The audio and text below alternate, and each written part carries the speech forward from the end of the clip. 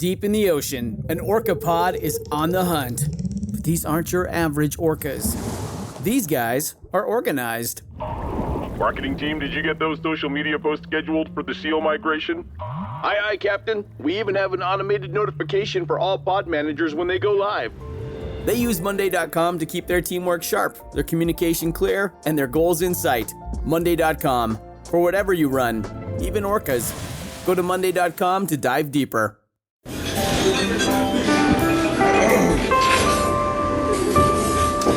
Well, I don't see the point in waiting any longer. So let's bring her out. The star attraction, the one you came to see. Ladies and gentlemen, the one, the only, Miss Judy Gold. Welcome, everyone. I'm very excited about today's guest because, he's in his late 30s and is the fucking so goddamn successful. I can't fucking take it. Okay, but besides that, he is so cute. I love his glasses. He has great lips. Thank you. Ladies and gentlemen, author, producer, television writer, comedian, Mike Drucker is here, ladies and gentlemen. Hey, it's me. I'm Mike Drucker. That's who you're hearing now. Mike, listen. Yeah. All I have to say is that you were born the year I graduated college, and now time for me to end this conversation. Good night, folks. So, Mike, people come on my podcast, and they're like, "Oh, what's your podcast?" Because no one ever listens to anyone else's podcast, even though. Yeah. But they tell you when you have a podcast about other great, like they'll be like, "Oh my God, have you listened to blah blah podcast? Oh my God!" And I'm like, "Oh, thanks for listening to my podcast." So I do a lot of research, because I love people's stories, and that's what it's about, people's stories. Yeah. All I want to do is talk about your childhood for the first half, and Sure. all I know is that you were born March 15th, 1984, and you grew up in Florida. Yeah. And I know that we share the incessant bullying, but you're so fucking funny, and you're so funny on Twitter, and you're the head writer. Thank you. For Samantha B. And you write for a woman, which is even makes me love you even more. I mean, and your glasses. I mean, I don't even know what to do. I don't know what to do. And that really cool chair. Oh, yeah. What is that? Is that It is I saw it on the website and I liked it. So I could not tell you what it is. I could not tell you what it's made of. When I moved to this apartment, though, when I got the Sam B job, it wasn't my first TV job, but it was, right. Yeah. I was living in a furnished apartment in LA with a roommate. And so this was like back to me living alone. And I was like, I'm going to spend actual human money on furniture so I look like a fuckable adult. And that was part of that. I don't even think you need the chair for the fuckable adult. If you don't follow Mike Drucker on Twitter, then you're missing out on life.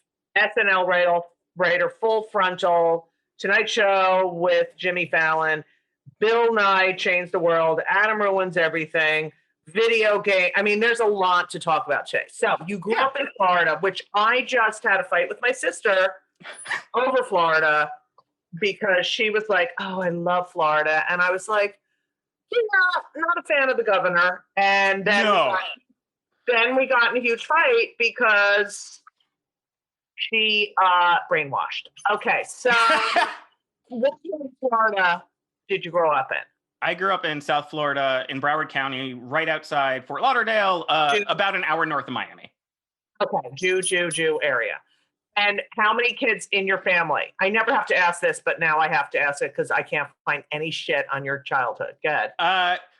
There's weird intentionality in some of that. But that's because my brother works in the government, so I try to keep things civil so we can have a career. Really? Okay. But my brother, I have a younger brother, and an older sister. That's okay. Three.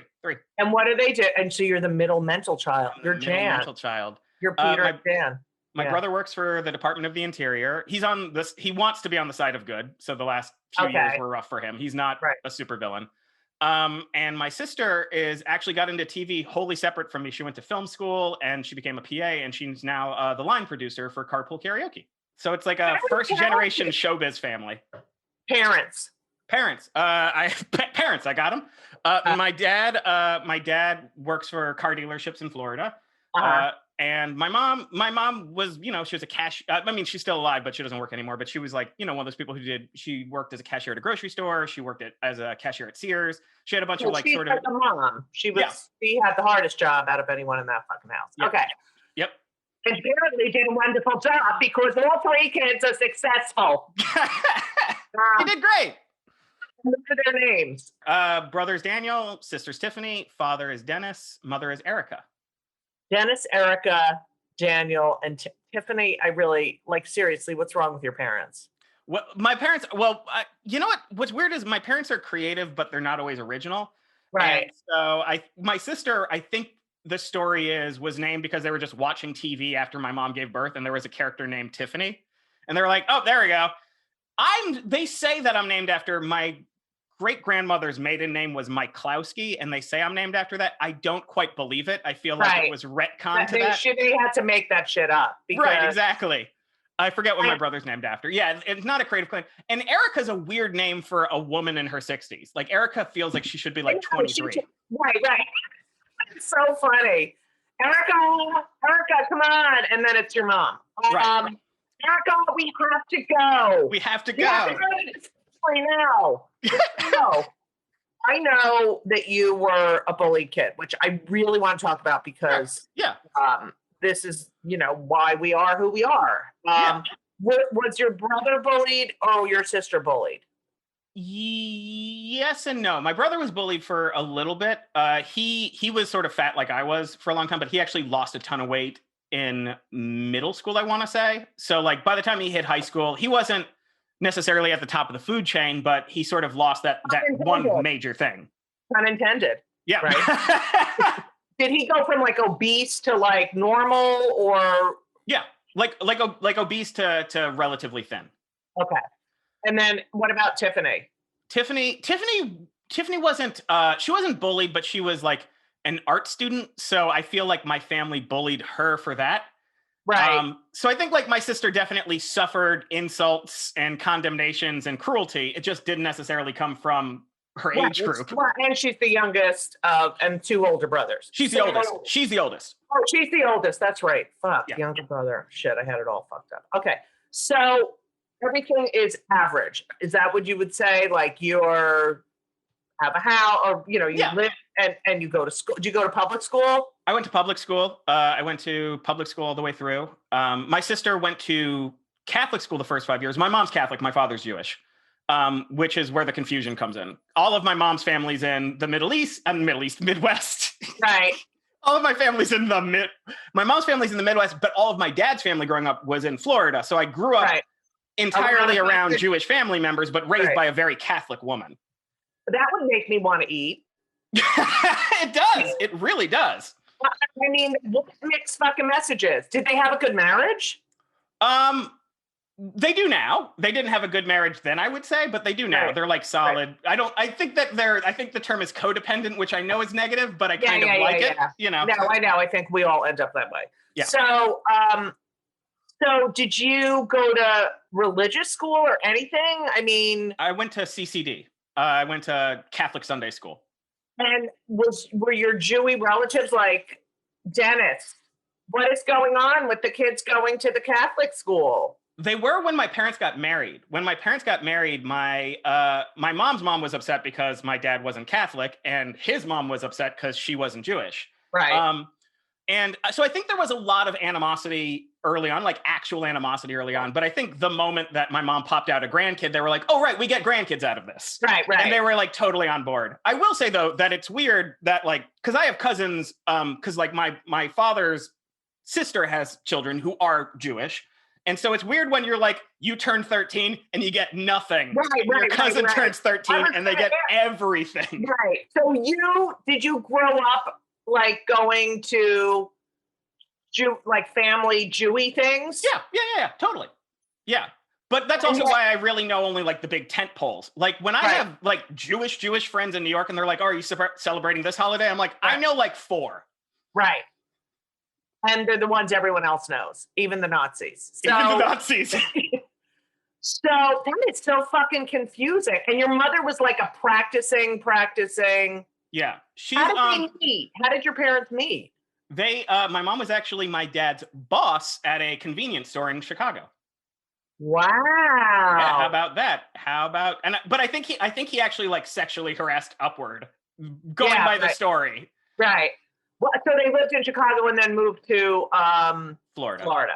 Yeah, they met in Chicago. They got married in Chicago, and basically my mom hated the cold. She still hates the cold. And my dad got a job opportunity in Florida that was kind of double what he was making now. And my dad was like, oh, I don't know. Do we want to move up, leave our families behind? And my mom was like, yes, let's go. And so they moved. Wow. All right. So when you're with your Jewy family as a kid, right? Yeah. Are you like thinking, oh, wait, I'm related to them, but they don't think Jesus is the Messiah and they're not like, it must have been fucking confusing. Or it was actually the reverse. It actually made it kind of easy. I will say that my Jewish family isn't very religious. They're very, very proud of the cultural heritage. Right. But I don't think any of them could say a fucking prayer to save their life that's out of the standards. So like our Passover when I was a kid was very much my grandfather being like, all right, we're sad, salt. All right, skip. Okay, we can eat. Like literally would say skip. So, and my mom, to her credit, she's very religious, but she's not evangelical about it. So like when we stopped going to church, she was bummed, but she didn't make it a thing. So she was never like, your father's family's going to hell. That was never her MO. Right. It was much more like, I don't know. I think it would actually have the opposite effect. Rather than it being like, you guys are going to hell because you don't believe in Christ. It was almost me being like, seems like there's a lot of people who aren't down with this thing. And right. You know what I mean? So it opened your mind. Yeah. Okay. Yeah. So, and are Tiffany or Daniel religious? No, I don't. Not as far as I know. My family doesn't always like talk about personal things. Like even my mom, we know she's religious because we grew up with her. But if you met her at dinner, you wouldn't know. Wow. I love that. Okay. So you're going to school. Is everyone overweight in your family? My sister, my brother, my dad, and I are very overweight. My mom is incredibly thin. And no matter what she eats, she doesn't gain weight. So we had the bad eating habits of both like a very overweight man with low self-esteem eating through it and a woman who can eat through it because it never puts on any weight. So they both ate a lot. They both ate a lot, and they both ate a lot of, we also didn't have a lot of money. So yes, we ate crap because it tasted good, but also there was a lot of like, mac and cheese dinners, a lot of Taco Bell dinners, a lot of Burger King dinners, just because my mom was working till midnight. My dad was working till 10, Right. So you were left alone a lot. Yeah. And my sister had to care for us. Like a 12-year-old had to care for like an 8-year-old and a 5-year-old. Right. That's always, yeah. So are you good in school? Everyone is good in school in your family? Everyone's good in school. My family, I think because my parents, I don't think they overtly felt this, but my mom, she always wanted to go to college. She never got the chance to go at all. My dad dropped out after a year. And I think that to them, they always felt disappointed that they didn't do more academically. Right. And so the good faith way to say it is that they pressured us. And the bad faith way is to say they put us in direct competition with each other. Wow, that's good. Yeah. That's good. Yeah. But my sister and brother were salutatorian. However, I was valedictorian. So. Do you have like friends? Like, yeah. So you have your little group. Like I had a group of nerdy. There was like 4 of us, right? Mm-hmm. It was like, yeah. Like when did you realize? Oh, we're fat. We're overweight. I think pretty early on. I was also a very cute kid until I was about 6 or 7. So I also have a distinct memory of like the point when. Like old ladies at Supercuts would stop oohing over you. You know what I mean? Like there's a moment when you stop being cute. And if you're old enough.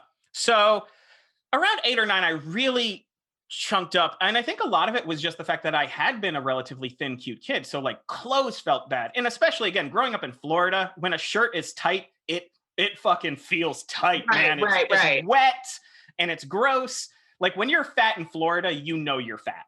Right. Definitely. I can totally relate to you're cute and now you're not because I'm 58. Okay. So, and no one is like, I used to get so annoyed with the, hey baby, we're going to do good, and now I'm like, really? Seriously? Like nothing?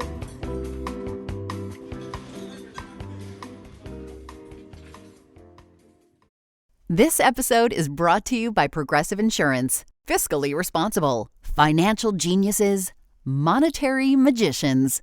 These are things people say about drivers who switch their car insurance to Progressive and save hundreds. Visit Progressive.com to see if you could save. Progressive Casualty Insurance Company and Affiliates. Potential savings will vary. Not available in all states or situations. When do you start, you get bullied, right? Like, is it, now for me, it was, I get up, I go to school, it starts, it doesn't end. Doesn't end.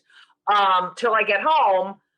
Like, did you wake up in the morning and we're like, okay, here we go again? Or what's weird is, I didn't have like a specific bully.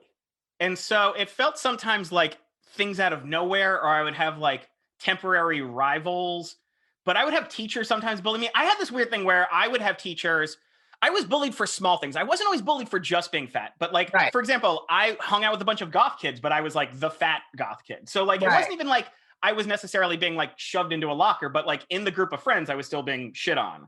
Right.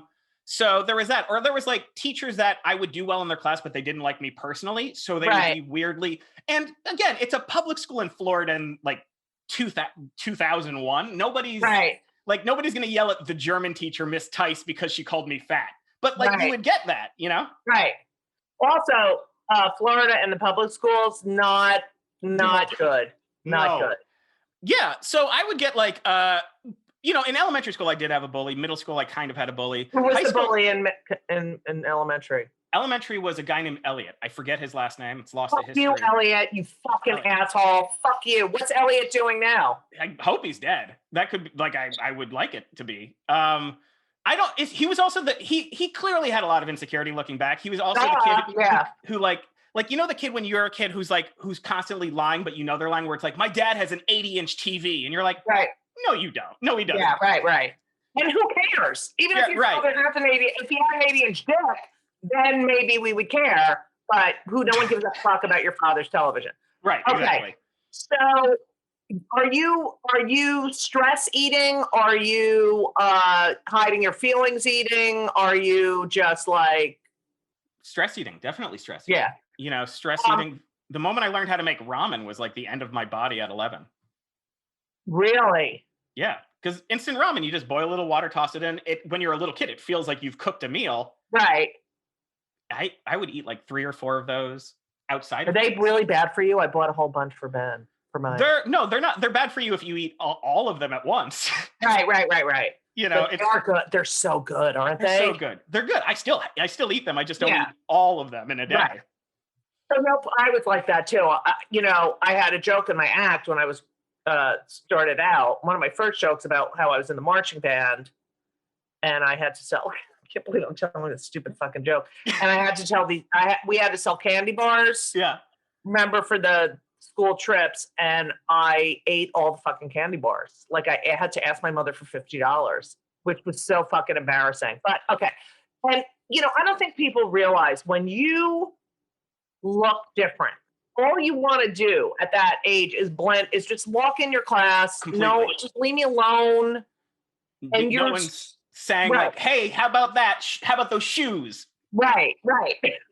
And I was gigantically tall. And it's like, you just walk in, it's like, oh God, it just like, please just look the other, and I think which is why, I write it in my book about how I want to control the laughter. I want to control it. You're not gonna, So your parents are working really late. Yeah. Your sister is like the paternal person. It's you and your brother. Mm-hmm. You're eating like shit. You get into video games. Now, I find this fascinating, and I really want to have a discussion about the video game thing, because I really want to know, and we're going to talk about Silent Hill too, because it's fascinating. Like, I was reading about. Thank you. I really appreciate that. Thank you. It's so interesting. And the psychological, like the way you talk about it psychologically is such a different perspective. All right. So I didn't grow up with video games. So my soothing thing, I would play music, like I played the piano, and I was in the band, or you would find shit, my generation, we knew how to be bored. We knew once we were bored what to do with, like, okay, got to find something to do, or read or make or run around. And I feel like this new generation has no idea how to be bored. But you get into video games. Now, all I know of video games is Tetris. And I was like, when I was in college. Yeah. I was like the only woman who would go to the fucking game center at the student center and just play Pac-Man and Atari. Like, I was fucking obsessed, but it wasn't psychological. It wasn't. So you get into video games and it is soothing. Yeah, of course. For you in a way. Can you explain, and I have a million questions about this, but can you explain how that worked and how you found Silent Hill? I think I liked video games since I was a little kid. So even before I was like a chunky kid, I was into games. I definitely think they became a comfort later, and sort of like you were saying, you take control of the laughter when you become a comedian. I think sometimes, as much as we talk about ourselves as artists, when you are doing comedy live on stage, it does feel like you're playing a game. It feels like there's a back and forth, and you're trying to, you're not doing a fucking play where you have to stick to everything. You're like, oh, I'm going to dodge and I'm going to move and I'm going to try to get in the direction. Oh, I know what they want. I'm going to get around them. And, video games provide a lot of the same feeling. It's whereas comedy is a power fantasy that actually plays out in real life and succeeds 85% of the time. Depending on who you are. Yeah. Right. Depending on who you are. I'd say 60-40 for me. Yeah.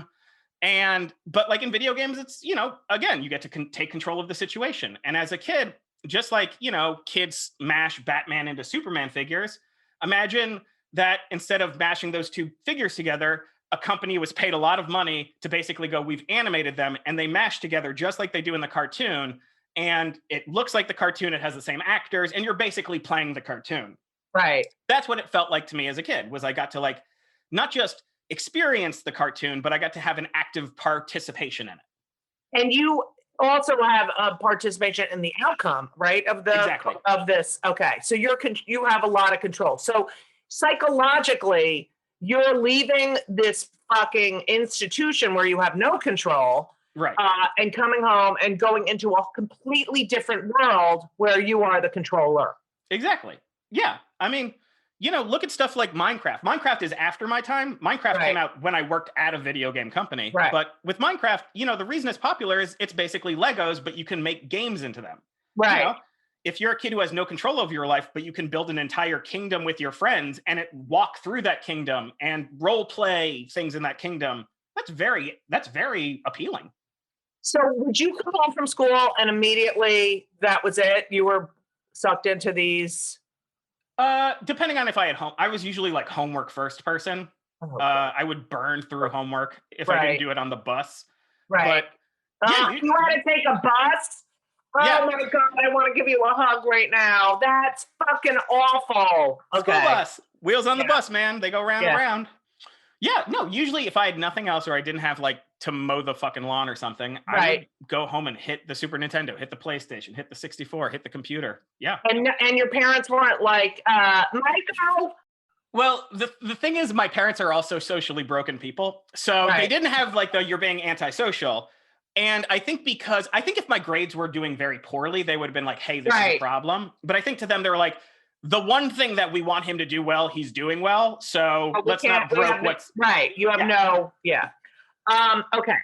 I want you to explain the Silent Hill is you uncover secrets, correct? Yeah. It's a horror video game. Really about a cult, you've said, in a town. You said twice that you identified in this interview. You identified with this woman, this girl, and another guy. Can you explain? And they're just characters. Mm-hmm. Yeah.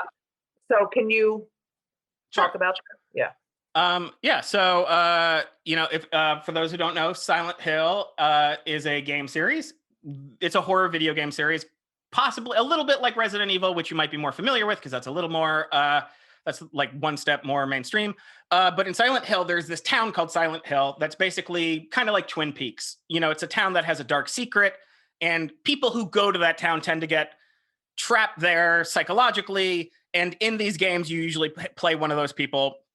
who gets trapped in that town, and you're usually being punished for something. It usually turns out that like you did some sort of horrible thing, and you find that out later in the game. And in Silent Hill 2, which I actually wrote a book about, you meet other characters who are also going through shit in this town. And they're confused and they're lost. And one of them is this woman, Angela. And you find out that she's in this town because she like killed her father and her brother who were sexually assaulting her. Yeah. And another guy, Eddie Dabrowski, who's in that town because he like shot somebody because he was made fun of for being fat. Right. And I really connected to those two because as a kid, a neighbor, did whatever. And which I don't want to go into detail about, but it is something where you relate to that. Kill that person. I will kill that person. You can kill that person. Yeah. But it's something that you relate to because you do carry a lot of guilt. And the game series is a lot about guilt. It's a lot about like, what did I do wrong? Did I deserve this somehow? Right. Was my response to it wrong? A lot of Angela's arc is like, was she a bad person for killing the people who were assaulting her? You'd say no, but it's possible that if you're that woman and that's your family, you don't know how you feel.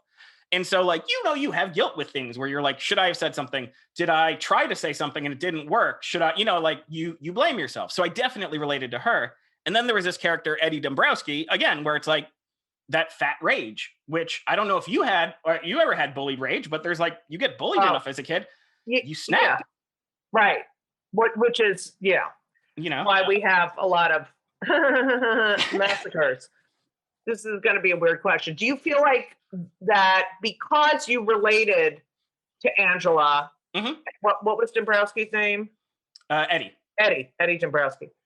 Because you related to them, do you feel like, because I get this with a lot of guy comics and all this Me Too shit. I talk a little bit about Bill Cosby in my book. Do you ever think, oh, they're lying, or, because there's, like with Cosby, it was so weird for people to even believe. And I was like, it's not Dr. Huxtable who did it. It's Bill Cosby who did it. Right. Yeah. I've never had a situation where I've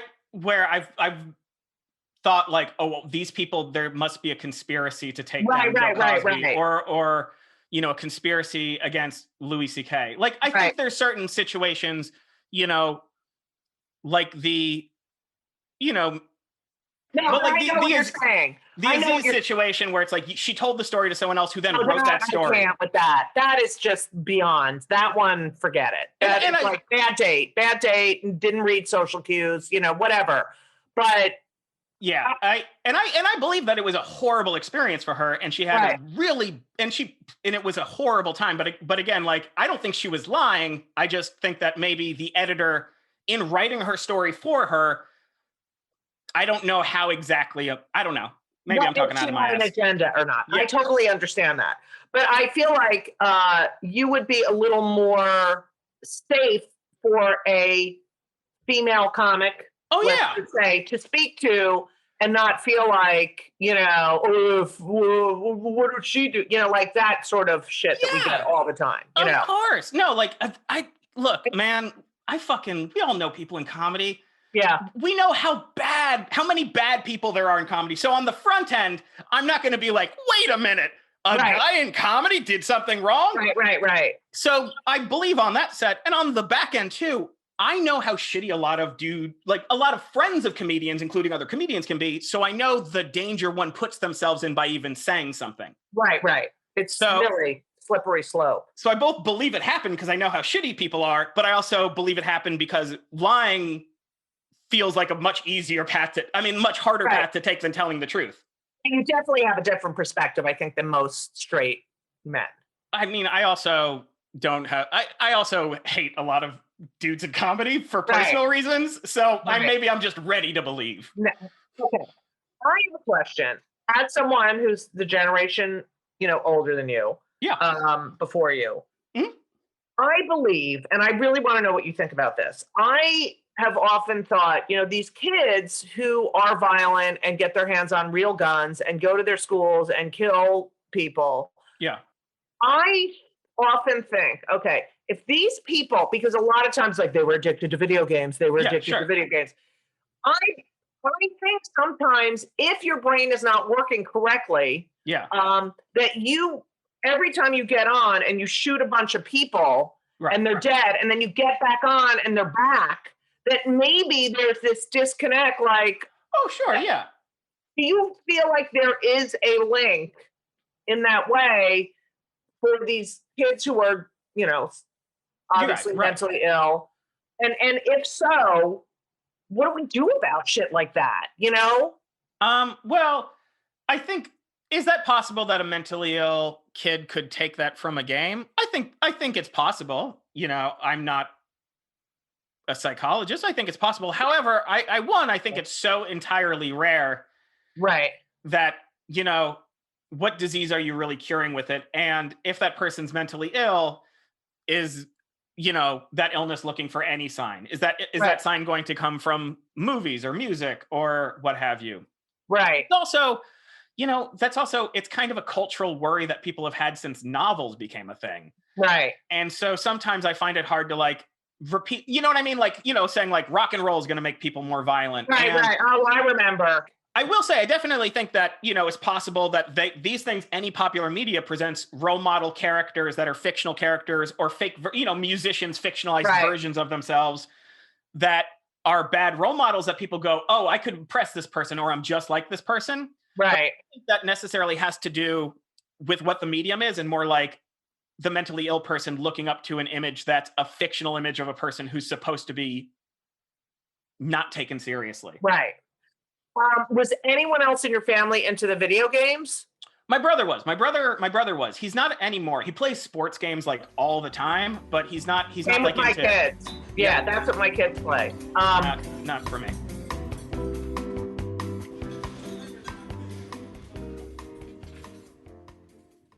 This week's episode of It's Judy Show with Judy Gold is sponsored by BetterHelp.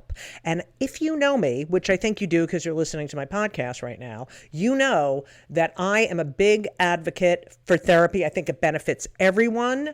I think there's so many people who need it, who don't partake. It is so important for your emotional health and well-being. Therapy is fantastic. It is in every stretch of the imagination. And if you're thinking of starting therapy, please do it. But please give BetterHelp a try. It is entirely online. It's designed to be convenient. It's flexible. It suits your schedule. You fill out a brief questionnaire to get matched with a licensed therapist, and you can switch therapists anytime for no additional charge. I have switched therapists in my life. I've had many, many therapists, and you know, sometimes it's not a great fit for you, but don't give up. Therapy is beneficial. You can learn about yourself, you can process, and just be emotionally healthy. I'm telling you, do it. BetterHelp is great because, you know, when I used to schlep to my therapist's office, it was so annoying. You have to do it, and you sit there and you wait, and then I'm telling you, doing it online is fantastic. And BetterHelp is amazing. I know a lot of people who've used it. So if you're thinking about therapy, go to BetterHelp.com. Let the gratitude flow. This is Gratitude Month, people. So you need to let the gratitude flow with BetterHelp. Visit BetterHelp.com/JudyGold, JudyGold, today, and you will get 10% off your first month. That's BetterHelp, HELP.com/JudyGold. You're welcome. Okay, so when you're in high school, are you involved in any sort of extracurricular activities besides being the valedictorian? Yep, I was in National Honor Society. Oh my God! I was in the Science and Engineering Club, and I was in the Robotics Club, and German. I was in German Club. Yeah, I was in a few clubs. You graduate. Your parents must have been so proud that you were the valedictorian. They were very proud. Did you speak? You spoke at graduation? I spoke at graduation. What was your speech about? My speech was really short because I knew the salutatorian was going to go long, and I knew that nobody at a graduation wants a long speech. Right. And I deduced that early. So this could be like, this could be like my, like, you know, bacteria first sign of life stand-up. Right. Yeah, that's what I was thinking. Yeah. Mine was my bat mitzvah. So I'm thinking this is your first, yeah. And the thing is, like, because I was assessing the crowd where I was like, okay, I know he's going to go long because we had to like submit ours and he submitted first. And I was like, they're going to be very tired. They're going to want us to just run through this. Right. So my speech was mostly, and I went to a mostly black high school. So I also knew that I did not want to come off as being like, look who won, you know, because that itself is terrible. So what I did was I basically turned it around and talked about a lot of the students had gone through personal tragedies throughout the year who graduated. Like a guy was nearly paralyzed in a horrible car crash. Another person, we had a person who died. And so I sort of like went through and I was like, you know, this person did this and this person did this. And that's such like an inspiring way to like overcome. And I actually got amens from the audience, which is better than anything that's ever happened in stand-up. Better than anything in stand-up. I've been chasing that for 30 years. Right. Yeah, so it was sort of a speech where I just turned it back on the audience and was like, hey, you know, you guys have done more than I have. And I kept repeating that. I was like, all I did was do yeah. That's fascinating. Yeah, we had kids die in our high school. I think it's part of it's awful. Okay. You end up going to NYU. Now, why did you pick NYU? I'm going to assume it's because New York, and get the fuck out of Florida. Yep. Not that I hate Florida, everyone. I'm just saying, you know, he wanted to leave. I wanted to leave. So where did your brother and sister go to college? My brother and sister, my sister initially went to the Kansas City Art Institute. And then she transferred to University of Miami because she went from being visual artist to wanting to go into film. University of Miami is a great school. Yeah, it's a great school. Yeah. My brother went there too.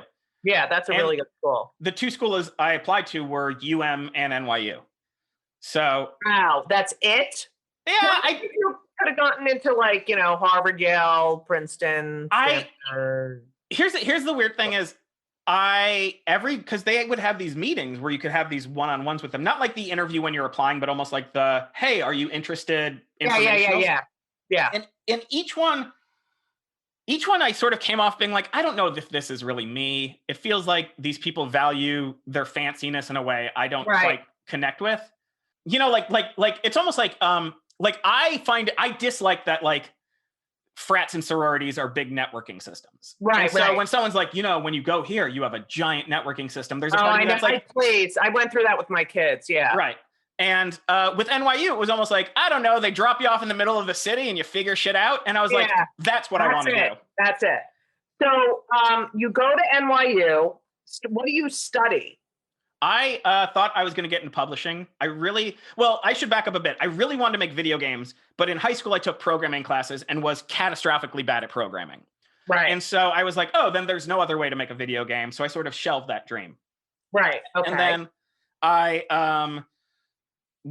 so I was like, okay, I love books. I'll get into publishing. I'm not good enough to be an author because I hate myself, but I like books. And so I went to NYU and I majored in English and journalism. Journalism just because it could let me do writing right away. Right. And I interned at a couple publishers and it just didn't seem like the industry for me. People sort of seemed like everyone seemed burnt out and everyone seemed like they wanted to go to a different industry themselves. Right. And I have friends in publishing and I value publishing because they publish things, but it seemed like a tough go. So somewhere in the mix there I didn't know what I wanted. I was like randomly submitting articles to places that weren't going anywhere because I was like, maybe I'll do journalism. I was even like, even though I'm not a sports fan, I started writing sports for the NYU newspaper just so I could like write something, you know? You knew you were funny, right? And like, when did you realize I'm funny? I think I thought I was funny. I didn't know yet. Did anyone like say, hey, Mike, you're pretty funny? Like, they did. And there were signs, like I took a creative, like a short story class. Yeah. And the teacher consistently pointed out that he liked that I was the only person who'd write like funny short stories. Right. You know, while like a lot of stories about students sleeping with their writing teacher, like very overt fuck me fan fiction. Right. But like, you know, people would comment that I tried to write funny, that I tried to be amusing in stuff that I wrote, or that like, even like academic papers for like, when I was in grad school. I got my master's in English as well. Oh my God. I like school. I like the school. Yeah, no, but like I'd have funny titles, or I'd have like jokes within the essay that like made sense with what I was saying. I would just have slipped in a joke and people would comment on that. And I just enjoyed it. It was a natural impulse. Maybe it was a natural defense mechanism from when I was a kid. And I just like, But in my junior year, maybe like 2 weeks before I turned 21, I did my first open mic at New York Comedy Club remember the narrow room? Yes. In the fucking narrow room. That's hilarious. And that was it for me. Then I just kept doing it. So what prompted you to get on stage that first time? I think that, I always liked stand-up. Yeah. Until I did it. And then I just stopped liking it, except when I do it. Like, oh God, and people are like, you watch this one special? I'm like, no, of course not. Why would I? Yeah. Like, I'm either going to be mad that I think I could do better, or mad that I could never do as good. Right. Yeah, I didn't write that bit. Yeah. Right. Exactly. I always liked stand-up, and I thought it was cool. And I think like even like watching, I might have even like watched like Last Comic Standing, like the first season of it, and been like, oh, these are normal people. Right. Because before the most recent comedy boom, I think the image of stand-up was still very Seinfeld-y, where it's like people who are a little older than me, who are a little more, maybe like slightly more button up or have it together, who are telling jokes about like families and stuff, maybe. Right. Because you didn't get a wide view of stand-up unless you stayed up till 2 a.m. watching Comedy Central. Right. And so it just never felt like a thing that a normal person does. It felt like something that special people do. You could be a doctor, you could be a lawyer. Those are all jobs that have little Playmobil figures. There's no stand-up Playmobil figure. There's no, so I don't know. People told me I was funny. Did you hang, like, because it's such a difference between watching stand-up on TV and going to a club. Because what you're saying is, they were buttoned up, but that's what they presented on TV. But in the clubs, there were a bunch of us who were just like, what the fuck exactly. is what? Yeah. It completely demystified it immediately. Right. So how did you feel about after your first set? You get your first laugh, and that's the fucking end of it. It was like, I mean, I even remember it. It must have been 5 people at this open mic. I got maybe 1 laugh. I think it was more than even... It was honestly something about my dad masturbating. It was like such a first draft, first set, first open mic type joke. Hilarious. Okay. Such a I don't know, this is fun. Right. But it got like a laugh, but I think it was even more than a laugh. It was like the pure adrenaline, because I never was a drama student. I never did plays. It was, and like I had a shot of adrenaline after that speech when I was valedictorian, but that felt like a one-off thing. Right. So you then is this when you start writing for about video games and the really funny articles? That's when I started to do that, because I sort of realized that I had that niche, which I still have today. Right, of course. I just wrote for this thing called the Dice Video Game Awards, and they basically every year they're like, hey, just write us a monologue for this. And I'm like, you got it. Right. And I get paid. So, which is still the silliest thing that we're paid to do this. I know. But yeah. I started writing funny articles about video games. I started writing for McSweeney's. Like I wrote nerdy pieces and submitted those to McSweeney's, and those got in. And then I started writing more straightforward pieces. Doing stand-up. It's so lucky I went to college in New York, because when you start stand-up in New York, you're a step further than anyone else started. Right. Yes. You don't, like, I have already moved to New York for, you know what I mean? Like, and also you're surrounded by great, I always say, people are like, oh, LA, Chicago. No, I feel like if you want to be a great stand-up, you have to, that's where I started too. The audiences are so theater savvy. They sense bullshit immediately. You can't get away with anything. And it really teaches you how to be a great stand-up, Yeah, it really does. And, I was lucky enough that I got to like meet people who wrote for The Onion, and from just doing stand-up with Megan Gantz, who wrote for The Onion, she was one of the EPs on Modern Family. I'm not sure what she's doing now, but brilliant lady. I can tell you what she's doing. Listen, guys, I'd like to purchase that house. Yeah, okay, go ahead. But like, brilliant human being, but she got me into The Onion, so I got to freelance for The Onion. See how great women are? Okay, so then you get an internship at SNL. Is this correct? That's correct. When I was a senior in college, I got an internship at SNL, which I carried into grad school. So how did you get that internship? I applied to SNL and then I didn't get it, but a friend of a friend knew someone in the casting department who needed an intern, and no one wanted to intern in New York City casting. Because New York City casting is mostly who's this criminal for Law and Order or who's this dead body.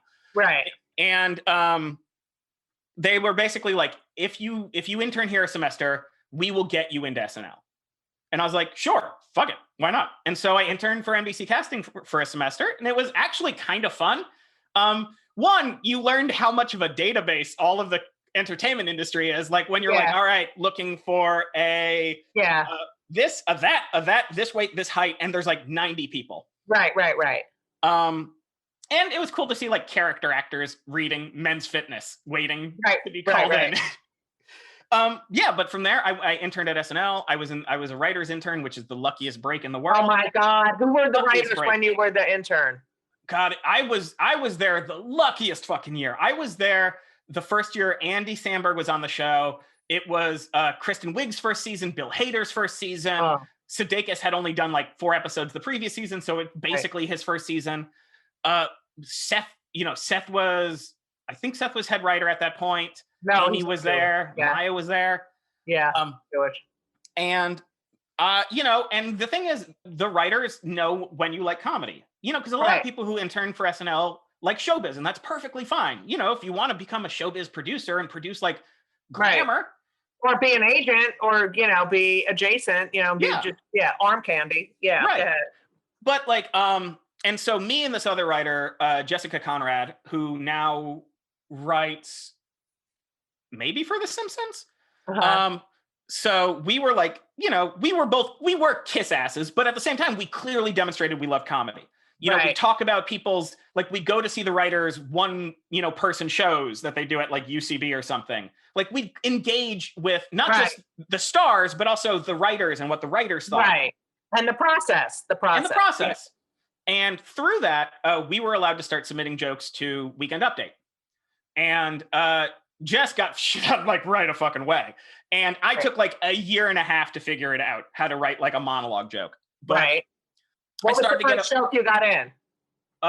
The first joke I got in, it's not even that great of a joke, but it's something like someone on eBay put the entire VHS collection of the show The 700 Club has been put on auction. And then the joke was like, here's how that auction will go. Going once, going twice, sold to nobody because no one would want that.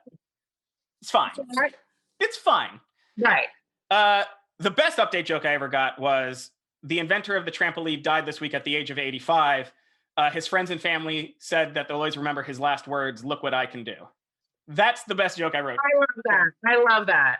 So how fucking great did that feel when you got a joke into the monologue? It was honestly like one of those like human moments that when you're dying, you'll think of. Right. That was one of them. It was, I would equate that to my first time I got on stage. Right. Like it was that feeling of like, oh shit, there's a bigger world that I can possibly be a part of.